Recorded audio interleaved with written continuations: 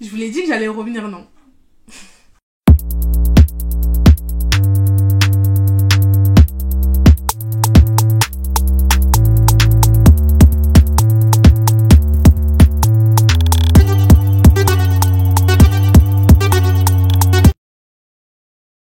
Hey, what's up guys, j'espère que vous allez très bien, j'espère que le confinement se passe pour le mieux, c'est vraiment bon courage et force à nous tous. Moi si vous posez la question, ça va. Aujourd'hui je reviens pour la deuxième partie des 5 séries de Netflix pour occuper votre confinement qui sont assez courtes. Et du coup, j'espère que ça vous plaira. Ne tardons pas plus. Et donc comme pour la première vidéo, je vais vous présenter des séries qui sont moins connues, d'autres qui sont assez connues, même si j'ai pas essayé de prendre des séries grave connues, tu vois, genre j'ai essayé de prendre des séries, tu vois, je me dis bon peut-être que là je fais découvrir quelque chose, tu vois, j'ai pas pris Stranger Things quoi. Et aussi donc du coup là je rentre vraiment pas en détail dans la série, comme j'ai dit dans ma première vidéo, c'est pas comme les vidéos mon avis sûr, tu vois, vraiment je traverse un peu la série si je peux dire ça comme ça, tout en vous expliquant et en vous donnant envie d'aller la découvrir de vous-même.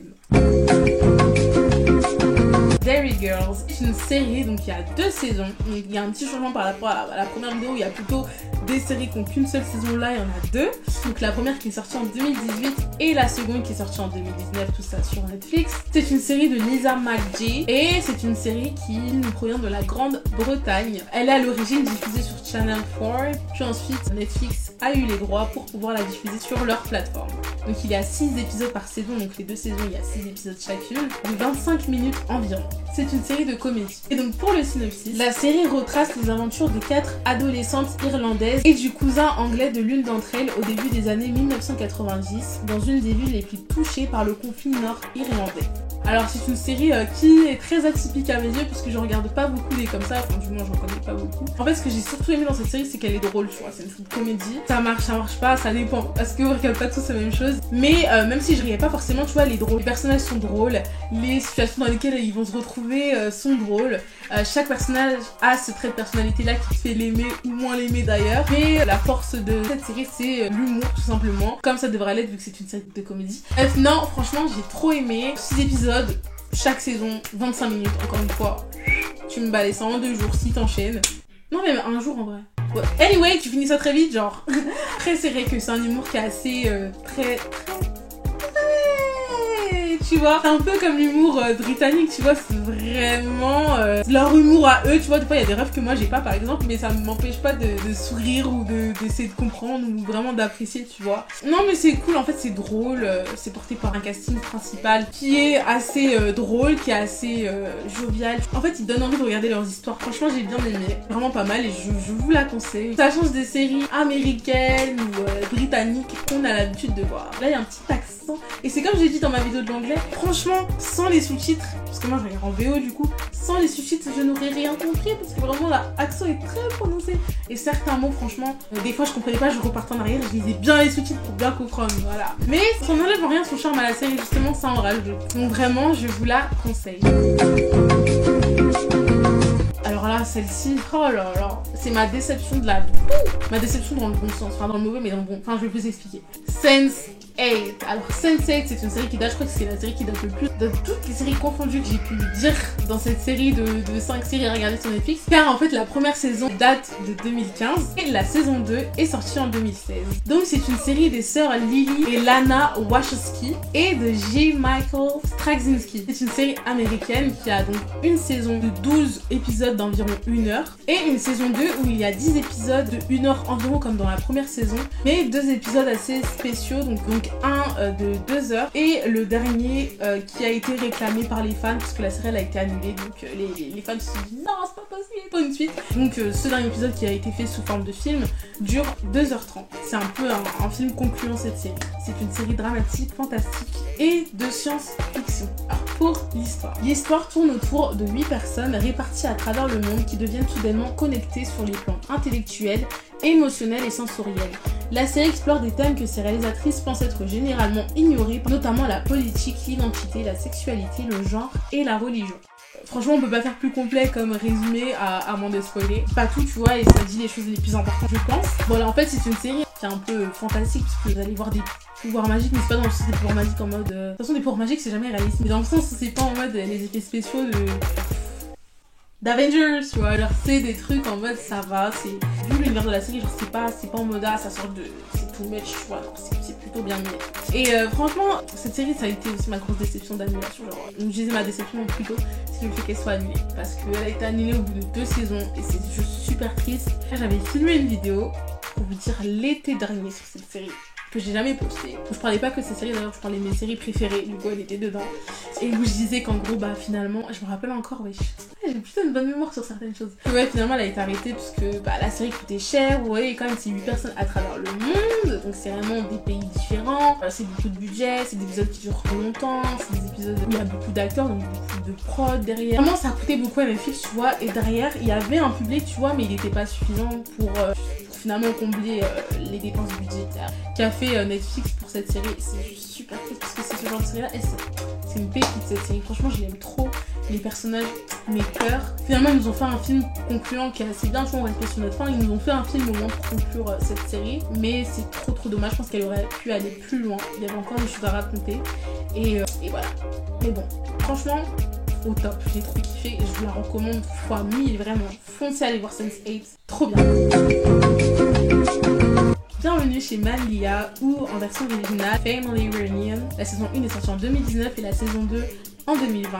C'est une série de Meg Deloach. C'est une série américaine. La partie 1, donc saison 1, composée de 10 épisodes d'environ 30 minutes. Et la partie 2, donc saison 2, est composée de 9 épisodes d'environ 30 minutes également. Et c'est une série de comédie. Pour le synopsis, Cocoa McKellen vit avec son mari et ses 4 enfants à Seattle. Ils sont amenés à déménager pour une petite ville, Columbus. Ils vont retrouver une partie de la famille McKellen qu'ils ne connaissaient pas jusqu'alors. Ils ne vont pas le regretter. Donc voilà, c'est cette famille qui déménage donc, qui va aller donc chez la mère du père de la famille. Tu les suis en fait au quotidien. Vraiment, c'est genre le type de série qui sort pas de l'ordinaire du tout, mais elle est drôle en fait. Elle est très facilement regardable, très facilement rigolable, je pense. C'est un peu une série basique en fait. Une comédie basique, tournant en huis clos. Elle est cool, elle est drôle. C'est vrai que par contre, moi j'ai eu du mal à par exemple.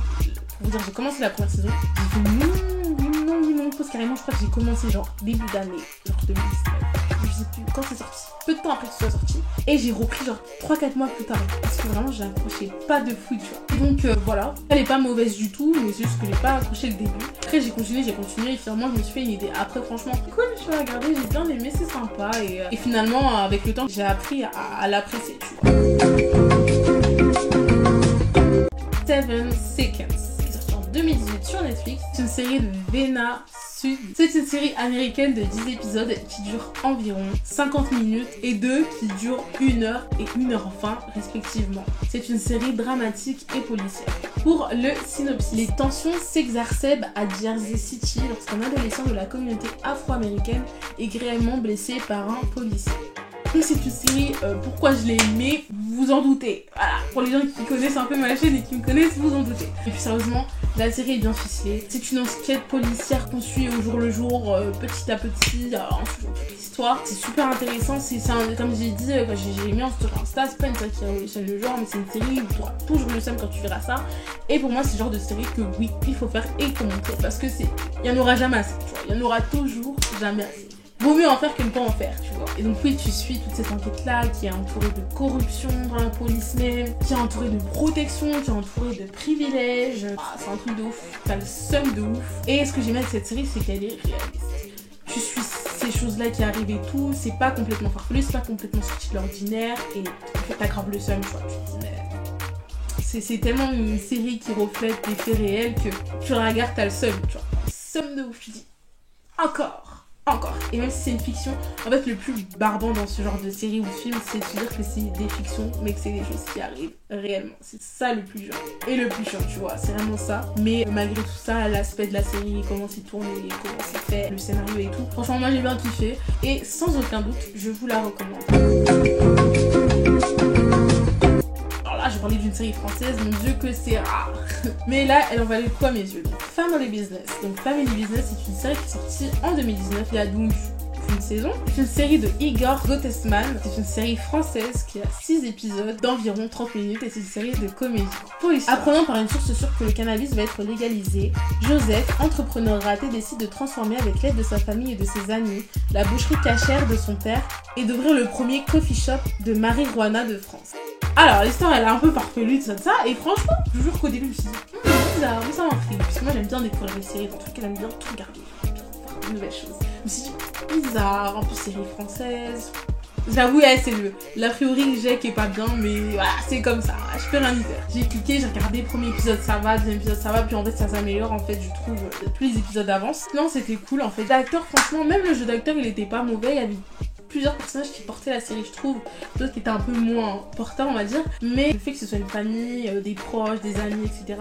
S'il y a cet esprit là autour de toute cette histoire farfelue de Marie-Rona, Cannabis et tout, je suis comment va évoluer tout ce chantier en fait, parce que finalement c'est pas normal ce qu'ils font, genre c'est pas normal. Et du coup tu suis tout ça et franchement ouais c'est drôle, franchement ouais c'est drôle, il y a des séries comme ça françaises que je trouve drôles, et oui.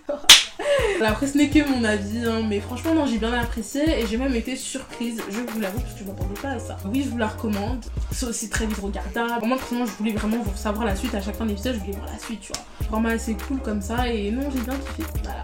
Donc je vous la recommande aussi, parce qu'il y a des bonnes séries françaises qui existent, il faut juste les trouver. Et pour moi celle-ci elle est plutôt pas mal. Voilà les gars, c'était ma deuxième vidéo sur 5 séries Netflix courtes que je vous recommande pour votre confinement. Si ça vous a plu, n'hésitez pas à lâcher un petit pouce bleu, ça me fait plaisir, je suis super contente quand je vois ça. Vous abonner si vous avez envie d'activer la cloche pour recevoir des notifications pour les prochaines potentielles vidéos. Normalement je regarde pour une partie 3. Mais alors là je sais pas si ce sera pendant le confinement, tu vois, parce que je suis pas très sûre et tout. À part si on le prolonge, franchement, je sais pas si... Mais on verra. Si c'est encore pendant le confinement, je laisserai le titre comme tel. Et avec de nouvelles séries, pareil, je vais essayer de mixer tout simplement les séries en question. Je vous fais de très gros bisous, portez-vous bien, love you.